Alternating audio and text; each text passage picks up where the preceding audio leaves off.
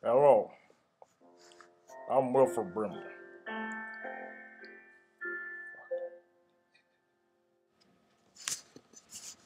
Hello, I'm Wilford Brimley. And I know I told you about diabetes, but you know what I gotta say about diabetes? Fuck diabetes. Fuck diabetes. I'm sick of checking my diabetes every day. I can't eat nothing. I can't eat pumpkin pie that my wife used to make. I can't eat strawberries. Strawberries. I can't eat natural fruit. I can't eat nothing. I'm a prisoner. I'm a prisoner in my own home.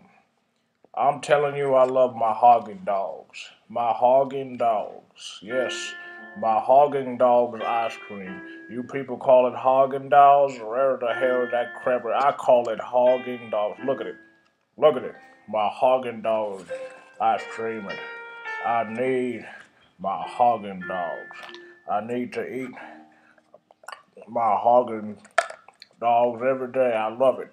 Vanilla Haagen Dazs ice cream is the best you'll ever have. You understand what I'm saying? Fuck diabetes. I threw my instruments away. I don't care if I go blind.